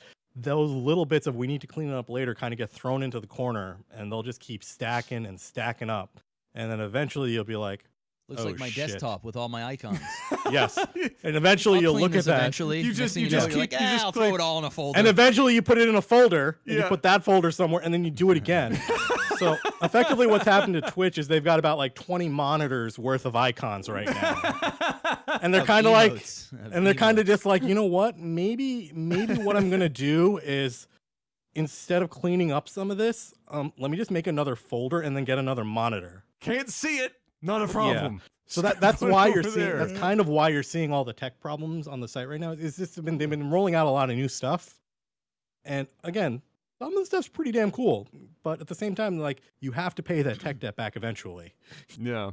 So hopefully we'll keep an eye on it. We'll see what happens. Hopefully it pulls it off. But yeah, it was very interesting to say the least. Intriguing for sure to see that shift in the last year. And yeah, definitely just brought some clarity to it. And it just, all it did was just ring true to everything Jeff and I have experienced for 7 years. This is literally all it did. It made more sense. I had just hoped that Twitch had kind of gotten up and above that at this point. I thought we had moved beyond that. Apparently not, but that's fine. We'll get there eventually. Maybe DJ's son will take over the company at some point, and then everything will be solved. Problem will be solved. So movies and TV and everything else. Movies. So Infinity War trailer hit. Oof. Oh, that was so good. Oof. It was a pretty good trailer. Pretty good. Pretty that was good. Awesome. It's pretty good. It was fantastic. I thought it was amazing. I think I watched it like 6 or 7 times. Oh, wow. Okay. Yeah. Got it in there. Yeah, and then I went on YouTube and I watched all my favorite movie reviewers do a reaction to the trailer. So I think I've probably seen the trailer about 10 to 15 times. Not bad. Yeah. Not bad. Well, I mean, yeah, it was a good trailer. I'm not even a super big, superhero movie guy anymore, but it still, got me, kind of excited. Thanos looks like a soccer dad, but other than that, everything else. It looks a bit like Homer if you were to color his face yellow. He looks like he's got Botox. He's his face is very weird. Yeah. Like real, and it's pretty normal for heroes or villains in these movies that are in that kind of like amount of makeup / CG to change over time. They flipped a light switch entirely. They went 0 to 100 on that question is, change. What's going on with Cap's hair? Great, it's getting in his eyes. It's not tactically sound. Yeah, I saw him like running. I'm like, oh my god, he's got hair. He's got hair, beard, everything. Everybody's got beards. Yeah, it's a new I think the most satisfying thing, which actually was sad for me, was when you just see Thanos standing there and he just drops the stone into the gauntlet, and then you just see Iron Man buckle like a sack of bricks. Yep. Yeah, he says some dope ass line. Yeah. He talks about like he has no fun. Yeah. What he does it. He says a sick line, and yeah, he's like he doesn't have fun like destroying everything, but you know. Oh, I'm gonna have to find the quote now, but he says it puts a smile on his face. Just the way he said something, I was like, "Ooh, that's a badass line." It's like he's not having fun, but you know, putting these little fucking gems in his glove and punching someone in the face just puts a smile on his face. Like the way he said whatever he said, it was pretty dope. I was like, okay, I like Josh Brolin a lot. I think he's gonna crush it. Yeah, I think he looks a little weird, but Thanos always looks weird. He's like a big. Purple dude. Yeah. So we'll see, but except now he's more like a mauve. And this is part 1. There's 2 parts to Infinity War, right? So of course, there's you part can't 1 just and have part one. 2. Yeah, you gotta make multiple. But it does. It looks good. You know, the music that they've been using for these movies, where they get to play it over and over again for the nostalgia feel. You know, they got that in there at the end when they do like the surprise. Here's Chris Pratt. He's here too. Money shot. Or not their money shot was them all running together like in slow mo, like they did with the Avengers. With the cap hair like flaying. Yeah, the Baywatch scene and just Chris Evans and yeah, he says fun's not something one considers when balancing the universe, and then but it puts a smile on my face, and then he like punches fucking Iron Man. I'm like, damn, that was hard as nails. Yeah, he just punches him. Sorry, and the way the stone went into his glove, it was pretty cool. Like it like popped right in there, and just you see like it power up a bit and just smashed him. So like, okay, this is the cool. lore behind that glove, isn't it in the comic books? At one point he actually has it complete, and then like, is it World Eater Hulk or some shit that takes him out? Like, what the hell was the? So each of the stones, like Thanos, like each of the stones stand for a different element of something. It's like time, something, soul, whatever, and all those letters put together actually spell. Yeah, like all of them spelled together Thanos. Ah, okay. So it's like time, soul. I don't even know all of them. Yeah, so I think it looks great. I think it's going to be awesome. I can't wait for it. We're still going to get like the Black Panther movie beforehand. Mm-hmm. That's the only other. I think that's the last one before we actually get that one, right? Pretty sure. That looks like it's not going to be that bad either. The Black Panther. I think it'll be good. Yeah, the Black Panther movie, I think is going to be fantastic. Yeah, it's going to be good. It's going to be good. But yeah, no, 2 thumbs up. Oh, pardon me. 2 thumbs up. I thought it looked great. For colorblind people, Hellboy, coincidentally looking a little bit like Thanos, reboot coming in 2019. So I guess they've slated the that date and everything. Yeah, they've set the date for it. I think we talked a little bit about the changes that they're doing with this whole reboot thing before, but I can't remember. Were we thumbs up or thumbs down on what they're doing with Hellboy? It was it's whatever. I'm not like overly excited, but I'll definitely go check it out. I would have been okay with them continuing the original set or doing a new one.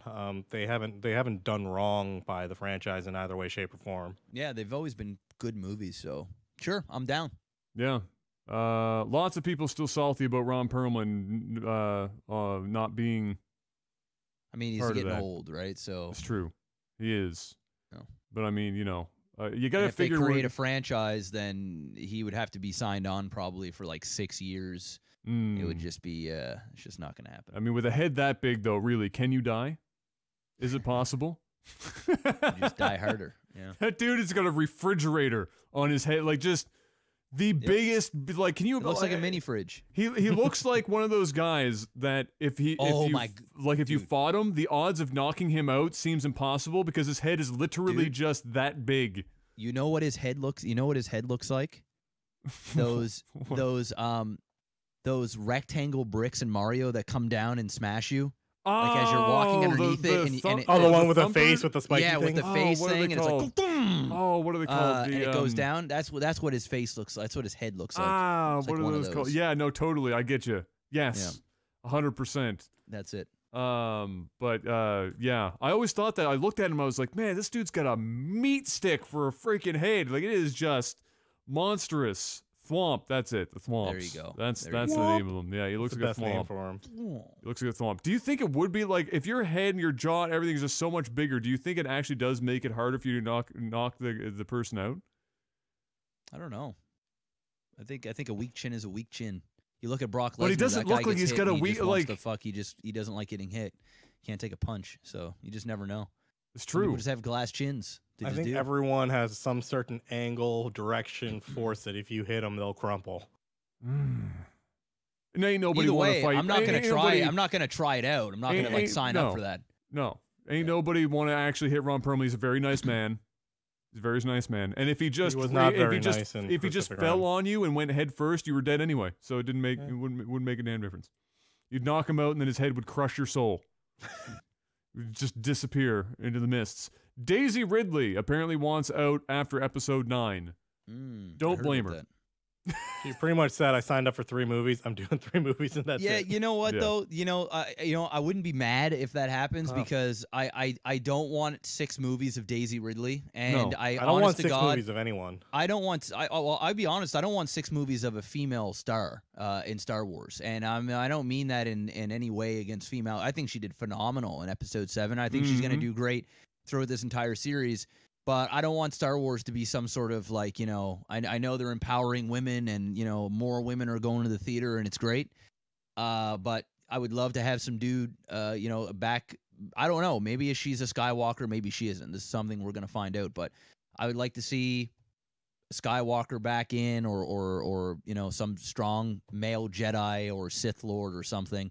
After it, I think 3 movies of this is going to be fine for me. I'm sure she'll show up in many years down the road, but I'm just that's where I stand. I know it sounds mean, but it's just how I feel. I hope they do a different story. I don't want to see the same characters again. Yeah, I mean, it is what it is. I think Daisy Ridley, she's gorgeous. I think she's going to continue to do great.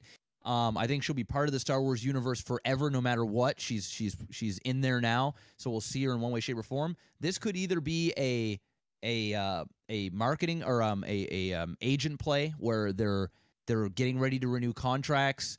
She already signed on for 3 movies. They're done filming the 2nd, or the 8th is coming out here. They're not done the 9th yet, I don't think. So this is her signaling, I want to do more work after 9. It could be 2 things. It could be her going, I don't want to be known as the girl from Star Wars forever. Although you're part of Star Wars, it's going to be hard to get away from that. Yeah.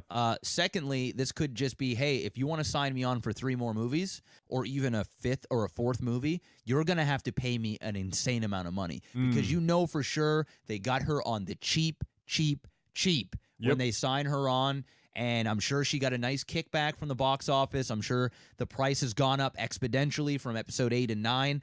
But I'm telling you, if they want her to star in it, they're gonna have to pay her a lot of money. And you know what? Money talks, bullshit walks. She can go ahead and say she don't want to be part of it. But if you have $60-70 million dangling in front of you, and you can continue to ride off into the sunset, just like Harrison Ford, you're going to come back. Exactly. It is what it is. Something as powerful as Disney, as Star Wars, and also it's not even just Disney.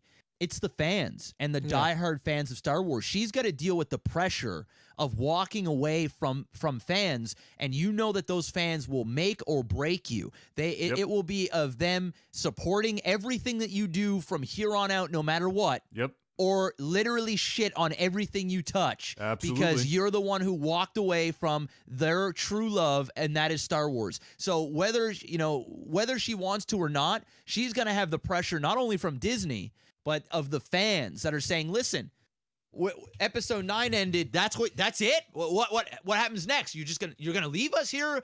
We love your character. What's going on here? This isn't fair. This is bullshit. Bring George Lucas back. What are you doing? Why would you do this? Why would you even sign up if you weren't willing to make this part of your life? You know, when you join Star Wars, this is your life calling, right? Whether you want it or not. Harrison Ford fell into that trap. He fucking hated doing it, but he was forced to do it. He was known as Han Solo, no matter where he went. He got in a lot of those franchises where he got stuck, like Indiana Jones. 100%. Like he just like kept 100%. Luke Skywalker, same thing. Princess Leia. Same thing. These guys, and when you are part of the actual episodes and they're following your character for 3+ movies, we're talking multi-billion-dollar films, each one on the most diehard. You can't name another franchise that has the pull of Star Wars. I mean, it doesn't exist. It just doesn't. It doesn't exist. It makes Lord of the Rings look like shit. It makes Star Trek look like shit. No, it does. No, it does. I wouldn't say it makes them look like shit. Oh, come on. In terms of pull. Yeah, and in terms of how diehard fans are, how big of a culture Star Wars is, how massive the movies are. I mean, yeah, Lord of the Rings is huge, and if they came out with another Lord of the Rings, it would be a billion-dollar movie for sure. But we're talking, this is I'm not saying that there aren't those people for Lord of the Rings, but you cannot compare the two. I mean, we're on another you're on another planet, literally, and with pun included. You know, it's just another level. So Star Wars is the show. Far, far away. It is the show. You know, I think Lord of the Rings is probably next in line as the thing that people are like, you know, I'm die hard. So she's got to make a decision. Sounds like she's just playing. Why would you even say that? Why in the fuck would you even come out, the sweetheart that she is? Because she is. She's fucking. Did you watch the thing that Vogue did or something with the 21 questions with her? Building the Lego thing and doing it. Oh man, yes. she is just. I mean, I wouldn't leave an inch out. Okay, she is absolutely amazing. All right, she's gorgeous. She's well spoken. She is everything, okay? And for her to come out and go to the media before episode 8 and say, I signed up for 3 movies. I mean, she didn't even say, I'm done. She didn't say that in anywhere. She just said, I only signed up for 3 movies, and I would be happy, walking away if that's the case. So I don't see her going anywhere unless Disney decides they're going to kill her off. Or I feel like they might do like a whole thing where they do like from the sounds of it, it's like they kind of want to keep trilogies as trilogies, so they might have the characters come back for cameos and stuff later. But I feel like Disney's just gonna be like, here's a story together, and then they'll take a little break, and they'll do a bunch of other movies in the middle, and then they'll just do another trilogy. So I feel like I kind of felt like she was alluding to the fact that like they've only really signed us on for 3 movies, so we're kind of like have like a whole thing planned out, but after that I'm probably going to do other things type of mentality. Yeah, and I'm okay with following new characters too. You know, Star Wars is such a huge universe. Star Wars is Star Wars. There's so many stories that they could tell, and they don't need to just do it with the side movies. They after each trilogy can be new characters, and there can be callbacks to old characters and run into them, and things like that. It'll keep things fresh, but of course diehard fans get attached. They just get attached to these characters, and it just becomes part of their life. They have every doll. They're at every convention. It's just the way she goes. I mean, when you sign up for Star Wars, she even said, even when I signed up, I wasn't expecting, I'm paraphrasing, but she was like, I wasn't expecting it to be this as big as it was. It's come on, Ridley. Come on. You didn't know that you weren't going to be part of the biggest franchise ever, and you're going to be the star? Come on. Don't underplay that shit. Well, John Boyega, who was like, I think from her perspective, it was probably more along the lines of she has some absolutely massive boots to fill, right? Yep. So from an actor, for an actress, from her perspective, the original trilogy is really what everyone is going to compare these movies to. Nobody's going to compare them to the fucking prequels. Like, it doesn't happen. The prequels don't exist for all intents and purposes. So you're getting directly compared to, especially because in the prequels, obviously, we didn't really see, Han or Luke or Leia, and now in these movies, all of a sudden they're put in there. So not only is she going to get compared to the originals, but she's also alongside the people that made, you know, the franchise what it is. And so for her saying that, I can't imagine that she was thinking to herself, I don't think this movie's going to do all that fucking well. I don't think that's what she was saying. It's probably more along the lines of, you know, she didn't expect herself to become, along with the movie, this fucking titan that she now is, because Rey as a character is just, fucking, is huge. It's absolutely huge. So that's probably more, I have to imagine that's where she was going with it. And I could understand why, 100%. Like, as an actor trying to, like, come in, and imagine Johnny probably feels the same way, going, holy shit, he was, like, screaming, like, super excited. He's like, I got it. Oh, yeah, he's super excited for it. But in his mind, like, can you imagine, like, the odds, like, him thinking to himself, I'm going to be as big as Han Solo. Like, nobody's going to think to themselves, I'm going to be as big as Han Solo. I'm going to be as big as Luke Skywalker.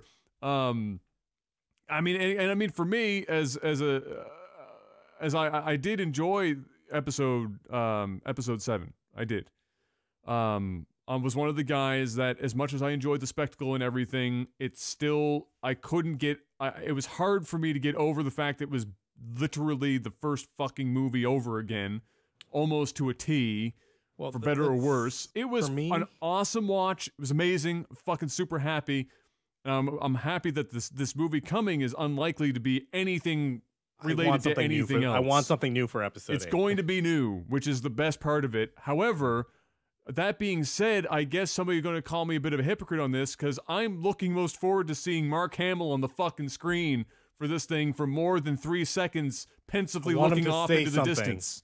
Words are going to leave his mouth in this movie. It's going to happen, and you know, I think I'm the most excited for that more than anything else. As much as I enjoy Star Wars, I attach the vast majority of my love for it to the original trilogy, and so watching it and seeing Hamill be back into it is going to be quite something. And I'm sure I'll enjoy the rest of the series as it comes out, because it's always going to be a fun movie to watch. But yeah, I don't know about you, how you guys feel. For me, though, I will say my number one reason for why I want to see this movie, other than it being obviously another Star Wars movie, is because Hamill is going to be far more involved in this one. I'm hoping Hamill was like, hey guys, why is my script only 4 pages? Yeah, well, those are rookie numbers. Hamill said he did not like the direction that they were going with his character, and he was pretty pissed off about it, but he committed to it, and he said it ended up, you know, working for what they were going for the movie. So we will see what happens in episode 8. I've already got my tickets, and oh yeah, got my tickets already. You know, we'll see what happens. Adam, are you leaving the house? I'm salty because I found out about the pre-sale too late. Last year I heard about it way ahead of time. This time I heard about it after it started, and so I didn't get. So I won't be on opening. I'll have to wait a bit. Leave your house within like a day or two. Yeah.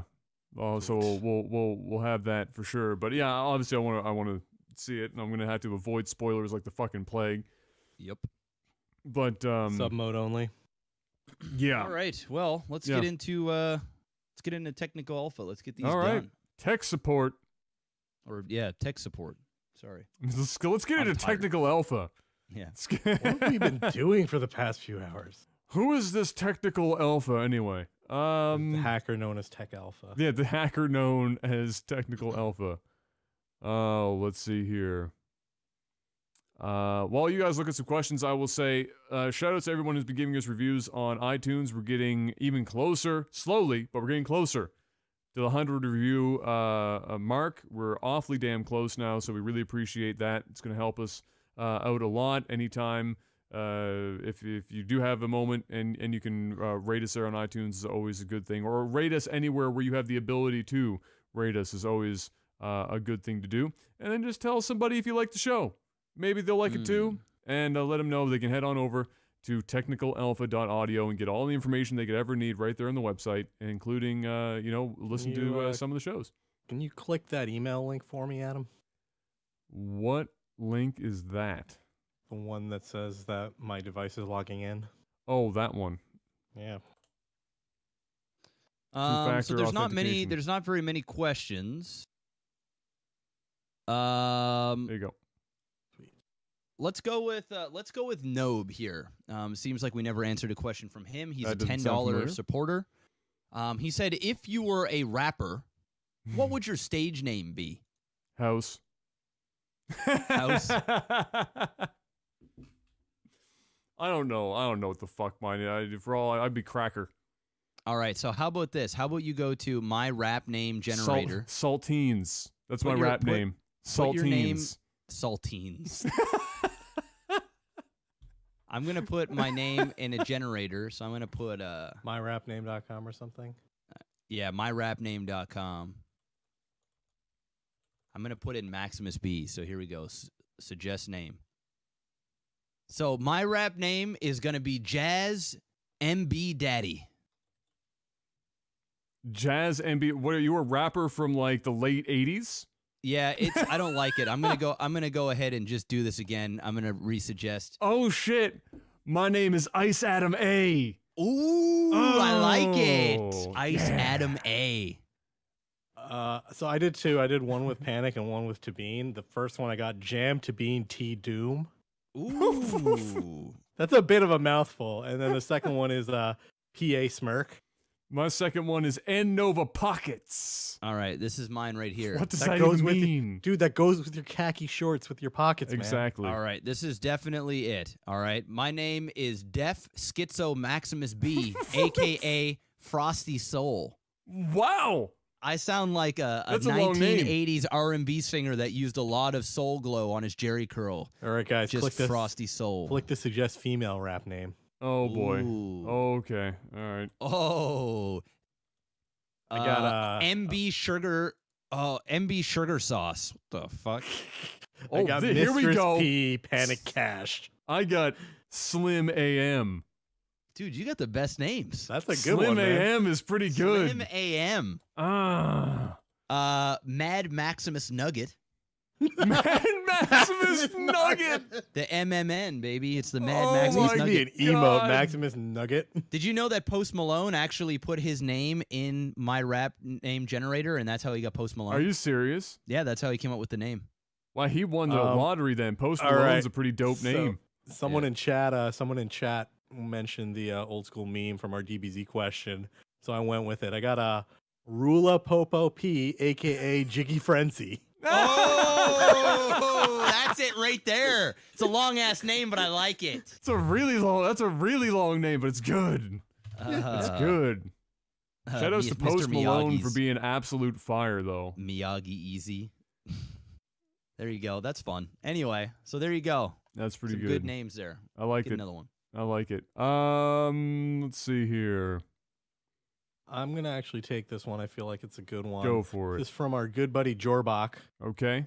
who's currently $100 pledge, so he upgraded up there. It's, Let's uh, go, Jor. when did that Thank you, happen? bro. All right, it's a simple one.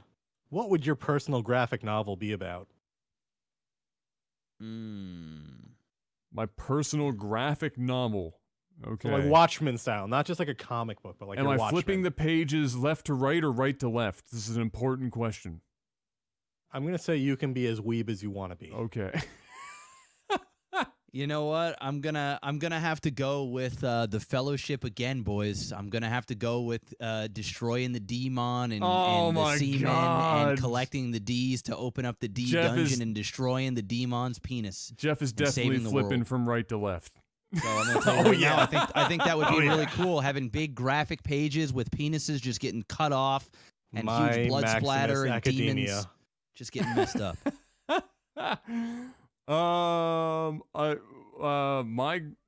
Okay, here's mine. Mine is going to be let's see. Mine is going to be an entire graphic novel centered around a man desperately trying to find the perfect stream settings, as as directed by Hideo Kojima. Oh my god, what a shitty graphic novel that is. That's gonna be mine, I think. I want the art. This is probably going to be a right to left also. But I want the artist of One Punch Man to draw my story, which is pretty much going to be like a more hardcore version of Dilbert. That's a very One Punch Dilbert would be a great crossover. I think that's an awesome name too. One Punch Dilbert. That's your rap name. One Punch Dilbert. There it is. One Punch Dilbert. OPD. OPD. And then they find out that it's not because you're one punch for people, but it's because it only takes one punch to knock your ass Wow. That's the downside. NovaWar. That's the downside. Sergeant Dragon, who is a 60 lifetime, 10 current, asks, what is the best fair food, like funnel cakes or something to take home and eat? Have you ever had? His is onion, garlic, pepper jelly. Ugh, that sounds like ass. That sounds like I'm gonna need a lot of chewing gum or breath mints afterwards. I'm not even sure what that is. Onion, anything like onion, sweet and sour onion or onion whatever. I don't like it. Best fair food I've ever have is beaver tails, man. I like beaver tail. Fuck you! I was gonna take beaver tails. The fuck is a beaver tail? Okay, so it's like you get it's like a dough that's deep fried, and you can get different types of toppings on it. So I like apple cinnamon, so they put slices of apple and cover it with like sugar cinnamon, and it's deep fried, and it's like huge. Yeah, it's like huge. A beaver tail. It's the size of a beaver tail. Yeah, yeah. It's a very Canadian thing. You get them on the waterfront here. Listen, I'll Google it right now, and I'll post a beaver tail. It's not just a euphemism. It is totally a delicious fair-related snack. I was gonna say a churro. Okay. Well, you know what? Beaver tail. You can get them with like different. You can get them like a different, like with different sugar toppings and like different things with them. So. If you took a beaver tail and cut it into strips, you're looking at basically a churro, except there's toppings on it that you couldn't put on a churro. Yeah, like Jeff just linked it in chat there. You can see the plethora. Tails, Oh, I've seen these. Okay, yeah. Yeah, there's so many different types you can get. There's beaver tail is pretty much a variation of a churro. Okay, it is. It's just a massive, different way to just put the bread together. Churro, funnel cake. There you go, Mr. Miyagi. It is basically a funnel cake. Yeah, that you just. It's more dense than a funnel cake, though. Yeah, it's like eating a slice of pizza, but you're eating deep fried dough and sugar. Or even if we're not going with churro, the not like the regular pretzels, like, or even bar pretzels, like the actual ones that they make fresh right on site with the salted water pretzels. I'm down for that. Too. A good pretzel can be life-changing. Yeah, especially like when they like take the dough and they do all the water. Dry pretzel, dude. Actually, when I was in the States, I think I was with Panic or it was somebody else. I bought I was in Las Vegas and I was going to see a movie. Everybody went and watched oh shit, I think they were watching the new Spider-Man, and I went to go watch the sad movie with Denzel Washington about the play and stuff. The play? Anyway, I went there and I watched it, and I bought a pretzel. Oh. And it was drier than a nun's Theater cunt, pretzels man. It was disgusting. Oh my god, it was like, and the thing is when they gave it to me and I held it, I'm like, oh, there's some weight to this thing. Okay, this is gonna fill me up. And the only sauce that they had was like nacho cheese, so like that they use for the nachos. I'm like, yeah, give me some nacho cheese. And I take a bite of I get in the theater, I take a bite. The thing, I'm like, I swear to God, any saliva that I had in my mouth, gone. It's like a sponge sucked it all up, and there was so much salt, and it was so dry, and I'm like. and I'm sitting there swallowing. You can actually see the indent of the thing just slowly going down my throat, right? And I'm sitting there drinking pop, trying to shovel it down. And I'm like, okay, maybe the nacho cheese will work. I put it in the nacho cheese, and I put it in my mouth. Nothing. It was almost like the nacho cheese started to form hard on the shit nacho or on the pretzel, and it was horrible. It was the worst thing I've ever had, and it was like $6. The beer garden behind me. The beer garden behind me's got like awesome pretzels that they do fresh. Yeah, great fresh pretzels are amazing. They had that at the mall where you could get what was that pretzel place, Adam? Montian's. That's the only one I know. No, there was a good pretzel spot. Pretzel was in the name of the shop. I think maybe it was It's Pretzel or something pretzel. Yeah, and it was good because they used to make them like fresh. They would like put the dough and the best place I've ever found to get pretzels is actually Philadelphia. I don't know if it's something in the water and how they do the dough. It's just insane. Every time I go to Philly, I get a pretzel. Is Flint, Michigan's not going to make great pretzels? Probably not. Something in the water. Just not gonna happen. It's bad pretzel time. Someone in chat said Wetzel's pretzels. Wetzel's pretzels. Sounds good. So yeah, what was the question again? It was what is your favorite fair food? Oh, okay, yeah. Which is why we went with the beaver tails and stuff. And I'm the Yeah. same. If I had a secondary, I don't know. You're in Canada, you get a good poutine at a fair, and it's good. It's just good shit. But yeah, it has to be specific. The fries have to be twice fried, or you fucked up. Yep. The gravy has to be a brown gravy, and it has to be good brown gravy, not some weak ass. And it can't be too runny. Shit. The gravy can't be like super runny. It's gotta have some substance to it. Yeah. And then the cheese curds have to be. It's one of the only Actual things cheese that curds. anyone cares that comes from Quebec. There has to be cheese curds coming out of Quebec. And the only way you can tell if it's a proper cheese curd, you take it and you rub it on your teeth and it squeaks. If it doesn't do that, shit cheese curd, terrible poutine. The gravy has to be hot as Hades because it has to melt, but not completely. Not completely, yeah. Give it a little, keep that little bit of chunk. The outside is melted and gooey, but the inside is still solid. You bite into it. It's good. You know, I'm not gonna lie, man. The movie theater, some days the poutines are horrible, but there's some days I sit down and it's like I'm not even expecting it. You know, I go in, I'm just hungry, and I'm like, I go in there starving, and I'm like, all right, give me a pulled pork poutine. I go and I sit down, and I'm not even thinking about it. I'm just like looking at my phone, getting ready to turn it off, watching some previews, getting ready to do the time play thing. And I take a forkful and I put it in my mouth, and sometimes it's so fucking good. I have to like do a double take. I'm like, oh wow, they fucking crushed this shit. And then there's sometimes the fries are hard as just my awful. fucking cock on a Saturday night after a bottle of Dom Perignon. And I'm telling you, the fries are saltier than a frickin' Terran when I proxy battery shield rush them with void rays, and I just want to throw up. It's horrible. It's like the worst experience ever, and there's usually not an in between. It's either great or shitty. Yeah, there's no mediocrity there. No mediocrity there, but a good poutine at the fair or on the waterfront, good shit for sure. All right, one more. Do one more, and then we'll call it. I got one here. This one's from Zero Arrival. It's a $25 pledge, $100 lifetime support. So thank you very much for that, Zero Arrival, sir. Please tell us about your weirdest / coolest pets growing up. As an aquarium company owner, I love all kinds of fish as a kid. Yeah, boy, Zero. Papa bless. All right, I got an easy one. Now, I have Thor and 2 cats, but they're not the craziest or weirdest. I actually, speaking of fish, I had an aquarium.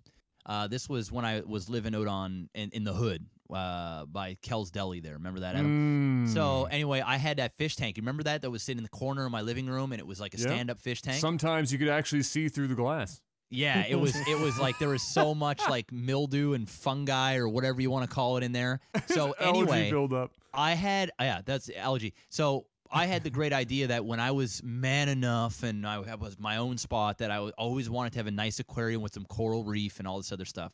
So I went to the pet store. I bought a bunch of coral. This shit is expensive as fuck. Yeah. Like, I mean, expensive. So I spent hundreds of dollars on just like, I'll spend $100 on a rock. Like, I'm like, what the hell did I just do?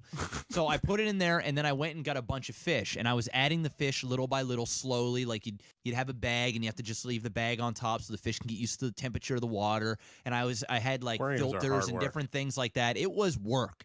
So anyway, after days to set them up too. Oh, big time! Took me weeks. And then after I was done, and the fish were in there, I stopped being as proactive. It started to become a chore, right? So, fish started to die. Fish started to die, and fish were actually starting to eat other fish. And, I'd wake up in the morning, there'd be a new fish at the top of the tank, and I'd just, take it, flush it down the toilet, be like, sorry, bro. It is what it is. So, anyway, Kayla and I were like, yeah, that's it. Well, we saw the last fish. The last fish was just floating at the top, just done. So like, all right, that's the show. I'm done with the aquarium stuff. So what we did for aesthetic purposes is we just left the fish tank running because it had like lights and stuff in there. It would look really nice at night, even though it was so dirty. It still looked cool, and there was bubbles and things that were going on. So months went by. I'm talking months, and we're still plugging in this thing. I hadn't put an ounce of food in this fucking thing. Nothing. I'm talking, when I say months, I'm not talking weeks. You couldn't see through. You couldn't see through the glass. It was solid green. I'm telling you, I didn't touch shit. All of a sudden, I'm sitting down there. I think I was playing like Call of Duty or some shit on lunch break. Yep. And I look over to my left, and I see something moving. I'm like, what the fuck? And I look over, and I'm like fucking wiping the glass off like a windshield. Like in the morning when you're trying to see out your windshield, I'm like wiping off the frost. And in there, I see a fucking white little fish. Like it was white and black. It had stripes. It was almost like a Nemo fish. Zebrafish. A zebrafish. And it's fucking swimming around. I'm going, what the fuck? So I messaged Kayla, and I'm like, did you get a fish? And she's like, no, what the fuck? And I look down there, and the thing is bigger than it was before. I know what fish it was. And it's sitting there just swimming around, chilling, and I'm like, what the fuck? So for months, I didn't feed this thing. It must have been eating like the algae and garbage that was in there. The bottom feeder, probably. I don't know. I don't know what happened. But here's the funny part. So I decide that this guy's a fucking hero. I didn't even give it a name. I'm like, this is a goddamn hero. It stayed alive. I neglected it for months. I didn't even know it was alive. It was like, and I had a bridge. Like inside there was this bridge, and it was, its home was like underneath the bridge. So the bridge was hollow, and you could like go inside it, and I never knew it was there. So what I decided to do, being a good guy, I went to the pet store, and I bought new bottom rocks, and I took the fish out, put it in a bag, and sat it there, and I cleaned the whole tank out. I'm like, I'm gonna like this fish. I'm like, this fish is mint. Like, this is my boy. I clean it out, and I'm like, I'm not buying any other fish. This is gonna be my champion. The whole thing's clean. I take it out. I rinse it with water. I get rid of all the algae. I put in new stuff. I put food in there. I put his ass in there. Within 24 hours, the thing's dead. I'm going, what the fuck? You killed it when you changed the water. When I changed it to fresh shit, the temperature was right. Everything was perfect. It was dead in 24 hours. I can't believe it. That's the weirdest thing I've ever seen. And next time Kayla's around, she'll tell you about it. It was bizarre. You clean the shit out and the thing died. It was like it needed to be in a shit condition and never be fed. It was like self-sufficient. And the moment I stepped in with my godly hands, I killed it. You smited it. So I never bought another fish in my life. Like that was the show. That was it. Well, I mean, you've peaked at that point, really. I mean, how do you get better than that? You're not going to experience You're the anything apex predator of that fish tank. Yeah, more magical than a fish surviving on its own, uncared for months on end, and then just rip. GG. I never really had any crazy pets. I only had the one pet. It was a dog, and Maggie was perfect. It was Lasso Apso. She was perfectly fine until the house was broken into twice, and she got kicked twice, and then she turned into an asshole. That was basically how that went down. Except for Dad. Dad was the only and my grandmother. The only two people that could interact with that dog without her losing her shit was Dad and Nan, or were Dad and Nan. That's it. And so after that, it was just give her some space, lest you want to get bitten. And that was basically the show. That was it. I never owned any other pets, and yeah, I mean, that was. I didn't even know, other than Jeff and that fish, I don't know anyone that had really particularly crazy animals. It's just that one fish was a legend. It was crazy. And that was it. So I have two. So one is a fish tank story similar to Jeff. In college, we decided as a house we were going to get an aquarium. So we set up this aquarium, and we got a couple of fish. Much like Jeff's, they didn't fare too well. And we'll get into that. And my roommate, his dad would breed guppies, like, just a little guppy fish and stuff. So he gave us a bunch of them, and we put them into the fish tank. I think over the course of the next 2 or 3 years that we had that fish tank, we actually maintained the tank and stuff. I'm pretty sure those guppies became like a street gang or something. Because whenever, like, a carnivorous street gang or something, because whenever we would put in any other fish or something, within a couple of days, the fish would just disappear. Like we would build the ecosystem. So you have like the bottom feeders, the middle feeders, and then like the other fish you eat, like the food you put in, just to kind of maintain the ecosystem. So we got like something that looked like a little shark type thing, which was like 3 or 4 times the size of the guppies, and we put him in, and he was great for a couple of days, and then we came back from like October break, or like our little fall break. We just see the guppies just swimming around. We're like, where the fuck's the shark guy? Completely gone. Like we look around, did he jump out of the tank or something? No. No, we're pretty sure the guppies ate him. Guppy piranha hybrid. Yeah, whenever we'd add other fish, the guppies would just eat them. They wouldn't eat each other. They just eat the other fish. They were like those aggressive beta fish. You put them in and it's like friggin' dog fighting, except with fish. That fish that is that what it was? The fish that you put in that little tiny cube and if you put a mirror in front of it, it would just go nuts. Oh, he loses his mind. You can have one beta fish. Yep. Yeah. It's a really weird name for it to be called a beta fish, when in reality, all of them want to be alphas. Yeah. So the other pet, we actually still have this one. Name is Shelton. He's a red-eared slider turtle. We got him when he was like the size of a quarter. Now he's like, his shell is like the size of my hand. I will tell you this. We learned very quickly that turtles are not slow like they make them out to be. The fuckers are pretty fast. Oh yeah. Well, they move when they need to. And more on top of that, they have a lot more personality than I thought. Shelton, our turtle, he's going on like 13 years old now. Like he's older than my nieces and stuff. He has preferences and things he doesn't like, and things he does like. For example, he likes Law and Order. Whenever you hear like the chunk chunk sound on TV, he'll climb up on the rock and he'll turn towards the TV. What the fuck? He absolutely hates Star Trek. Whenever the Star Trek theme song would come on, he goes back into the water and does his own thing. He recognizes like me versus my mom versus my dad versus my brother. He doesn't like my brother all that much, but he'll play around with me through the glass. He really loves my mom, and he will try to con food out of my dad all the time. But yeah, surprising amount of personality for a turtle. That's amazing. I actually remembered... TV thing was hilarious because we realized whenever Law and Order would come on, he'd like climb out of the tank. So my brother actually like tested it out. And he put different TV things on, and like you just see the turtle like react. I wonder what would happen if you put on Franklin the turtle. I wonder if he would just be like, "Oh, what's going on over here?" The funniest thing with that though was it was like a funny quirk with him. My brother always wanted to see him eat fish. Like we feed him pellets and like lettuce and stuff, but turtles will also eat fish when you put them in the tank. So my brother was like super excited. He went out and bought a couple of feeder fish that were alive and put them in the tank.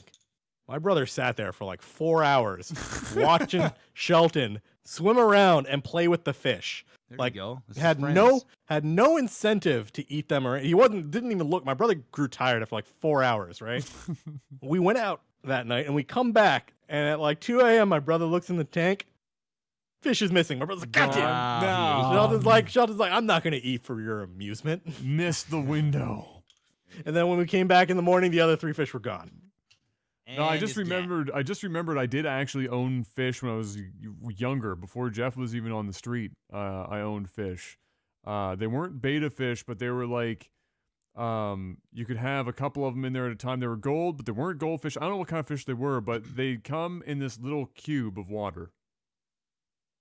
And you could have a couple at a time, and they had their own little rocks and stuff in there, and it came with food, and they were only supposed to live for 2 months. And then that was their life expectancy on a high end was 2 months, and then they just kick the bucket. So they come in like a plastic cube, like it's all this self-enclosed, whatever. You pick it up, and that's shitty life.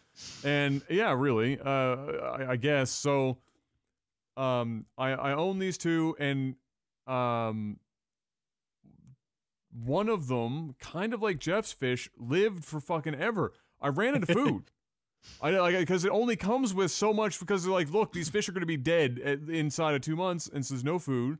And my little plastic cube started growing algae and everything else, and this like one fish survived for like 6 months. He said, I'm not giving up. And finally died. It'd be in my room. This one, I still had the room upstairs. Like, that's how long ago it was.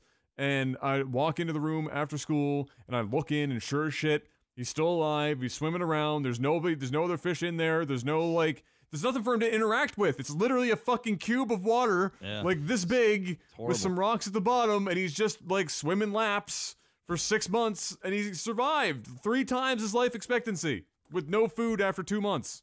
So some fish, I'm telling you, they've got it out. They've got the genetics. We should be breeding those fish. That's what we should be doing. Yes. they have the fountain of life. They only need to eat once every 6 months. Save your money. Save your money. Well, ladies and gentlemen, I guess that's going to be it for this episode of Technical Alpha. Yeah, it's been another lovely one. Hopefully you guys enjoyed it. As always, we have the Patreon up.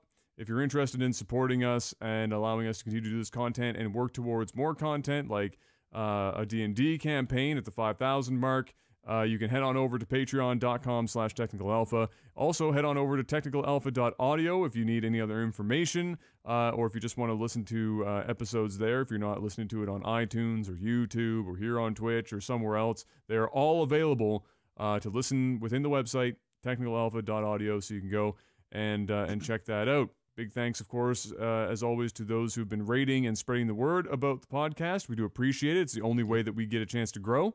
Yep. And before we head out, let me just hit up our Patreon producers. Still at the spot. Jetrix just never leaves. Soon soon I'm buying a house off of Jetrix alone. He's been occupying that spot for so long. Thank you, man. Thank Postal you. Panda also. Yes. Staying in that spot for there. long term. And many of these hundo spots as well have been here for a long time. We got a couple new ones in here too, though. Like we already mentioned, Jorbach is relatively new, and Xavier is also new to the party. But Jamaican Jazz, Adam B, Toad of Steel, Naily, Derek P, Frycy, Ice Wolfie, Jorbach, Lars M, Matthew M, and Xavier A. Thank all of you for continuing to support us in such a ham-fisted manner. Lots of big shout-outs also to anyone that's been with us long-term on Patreon, even if you're not necessarily on this list. We have people that have been supporting long enough now to be in the multiple hundreds of dollars at lower tiers, and we greatly appreciate everyone's support there. Without question, you're keeping us going, and we couldn't do it without you. Mm-hmm. So, ladies and gentlemen, it will be, we should, barring something going on, we will be back next week, same time, same place, twitch.tv/technicalalpha. Mr. Black won't be here. It will just be Panic and myself, which means we'll probably just talk about audio equipment for like 2 hours or something. I don't know. We'll figure something out. No, it will be another regular ass episode, but come back. Be sure to be there for that. Thank you once again, guys. And until we see you next week, peace. Bye.